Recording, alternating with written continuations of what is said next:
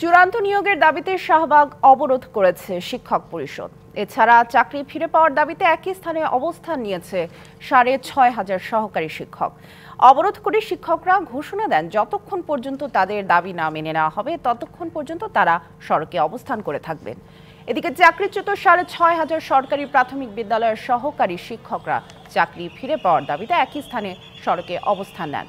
ফলে সড়কে যান চলাচল বন্ধ হয়ে যায়। কিছুক্ষণ আগে পুলিশ জল কামান ব্যবহার করে ও টিয়ারশেল নিক্ষেপ করে তাদের সরিয়ে দেয়। আজ আমার যদি কিছু হয়ে যায় এটাই কে নেবে? আজ যদি আমার দুইটা বাচ্চা আছে তাকে কে দেবে? আমার স্বামী সামান্য একটা কোম্পানির চাকরি করে, আমি প্রাইমারিতে আবেদন করছি, আমাদের সরকার দিয়ে আমাদের চাকরি করে দেয়। এত বড় সাহস আমাদের মনে চাইছে, আমাদের নিয়োগ দিতে হবে, দ্রুত নিয়োগ চাই। শাহবাগে আছেন সহকর্মী হাসিব পান্থর, সরাসরি যাচ্ছি তার কাছে। হাসিব, আন্দোলনে নামার শিক্ষকরা কি বলছেন? এবং আমরা দেখছিলাম যে সেখানে জল কামান এবং টিয়ারশেল নিক্ষেপ করেছে পুলিশ। এখন কি পরিস্থিতি সেখানকার জানাবেন?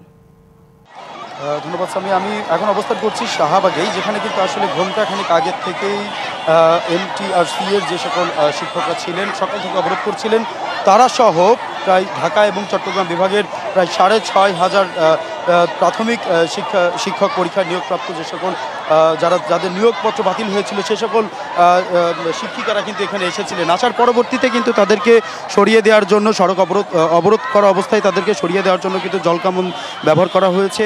এছাড়াও ২টি টিয়ারশেল ফোটানো হয়েছে। এরপরেও কিন্তু তারা সড়ক থেকে এখনও ওঠেননি এবং সড়ক অবরোধ করে বসে আছেন। তাদের দাবি যতক্ষণ পর্যন্ত না তাদের দাবি আদায় না হচ্ছে তারা এই সড়কটি ছাড়বেন না। এই পর্যন্ত কিন্তু আরও বেশ কয়েকজন আহত হয়ে গিয়েছে এবং আমরা সরাসরি দেখানোর চেষ্টা করছি। আবারও কিন্তু আইনশৃঙ্খলা রক্ষাকারী বাহিনী তাদেরকে শৃঙ্খলায় আনার চেষ্টা করছে এবং যেখানে কিন্তু আসলে তারা সড়কে কিন্তু অবস্থান করে একটি যানজটের সৃষ্টি করেছিল, সেই জায়গা থেকে কিন্তু আইনশৃঙ্খলা রক্ষাকারী বাহিনী যারা ছিলেন তারা কিন্তু তাদেরকে ধাওয়া দিয়ে সরিয়ে দিচ্ছেন যাতে সড়কে যান চলাচল স্বাভাবিক হয়।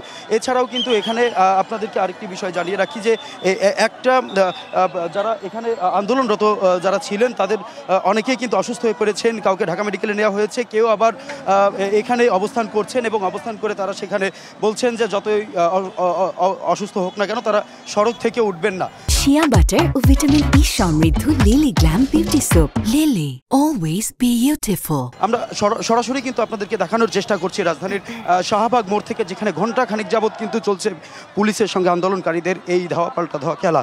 এছাড়াও কিন্তু এখানে যে জলকামানের বেশ কয়েকবার ব্যবহার করে তাদেরকে পানি ছিটিয়েও সরাতে পারেননি কিন্তু লাঠিচার্জ করেও। তারপরেও কিন্তু আমরা দেখানোর চেষ্টা করছি যে একটু একটু করে শাহবাগ থেকে বাংলা মোটর মিরপুরগামী যে রাস্তাটি, সেই রাস্তাটি কিন্তু আসলে তারা একটু স্বাভাবিক করার চেষ্টা করছে এবং এক পাশ থেকে কিন্তু গাড়ি চলছে, কিন্তু অপর পাশে যে কাটাবন অর্থাৎ এলিফ্যান্ট রোডের ধানমন্ডির দিকে যাওয়ার যে সড়কটি, সেই সড়কটি কিন্তু এখনও বন্ধ হয়েছে এবং মাঝখানে অর্থাৎ শাহবাগের এই মাঝখানটি যেখানে সড়কের মূল যে সেখানে কিন্তু আসলে এই যারা আন্দোলনরত তারা কিন্তু এখনও অবস্থান করছেন এবং আন্দোলনরত যারা রয়েছেন তারা এখানে অবস্থান করে যাচ্ছেন। আমরা একটু কথা বলবো তাদের সঙ্গে যে আসলে তাদের সর্বশেষ আসলে তারা কি চাচ্ছেন এবং যারা এখানে এখনো বসে আছেন। এত কিছুর পর আমরা একটু কথা বলার চেষ্টা করব।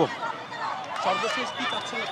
আমাদের দাবি একটাই, আমরা সুপারিশ প্রাপ্ত করেছি এই সরকার, আমরা চাই আমাদের নিয়োগ চাই, আর বিকল্প কিছু নাই। এই সরকার আমাদের ৩ মন্ত্রণালয় অনুমতি নিয়ে রেজাল্ট দিয়েছে, তো আমরা যোগদান চাই, আমরা আর কিচ্ছু চাই না। আমাদের কোনো, আমরা শিক্ষক মানুষ, রাস্তায় আসার মানুষ না। দেখছিলেন আসলে এখানে কিন্তু আসলে বেশ কয়েকজনকে ধরেও নিয়ে যাওয়া হচ্ছে। আমরা দেখানোর চেষ্টা করছি যারা আইনশৃঙ্খলা রক্ষাকারী বাহিনী তারা কয়েকজনকে ধরে নিয়ে যাচ্ছে এবং সর্বশেষ জানাচ্ছিলাম শাহবাগ মোড় থেকে এই প্রায় ঘণ্টা খানিক যাবৎ যেই চড়াই উতরাই হচ্ছে, এখানে পুলিশের অতিরিক্ত সদস্যও কিন্তু মোতায়েন করা হয়েছে এবং